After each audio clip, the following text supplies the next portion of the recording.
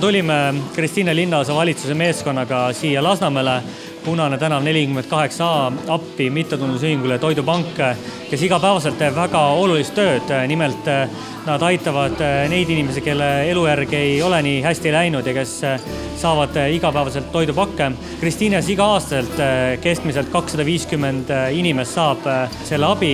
Seda jagatakse 2 korda aastas. Inimesed peavad seda väga oluliseks. Täna oli rohkem üksikuid inimesi, aga eile käisid siin perekonnad, nii et keskeltläbi võib öelda, need on erinevas eas inimesed, ka suured perekonnad, kes sellist abi vajavad.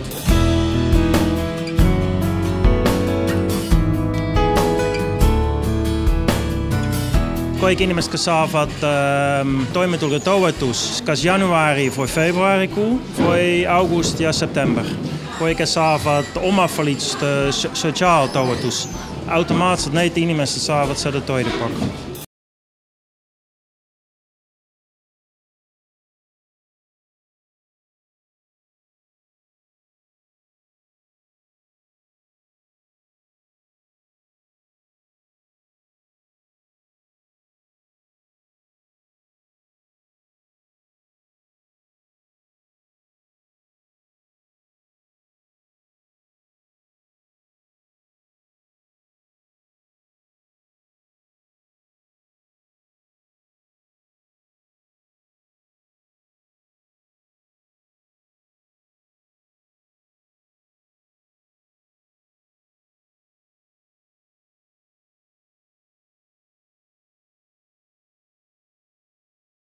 Toidupanka igapäevase töö eest ja loomulikult Tallinna linn toetab Toidupanka oma eelarvest ja peame seda abi äärmiselt oluliseks.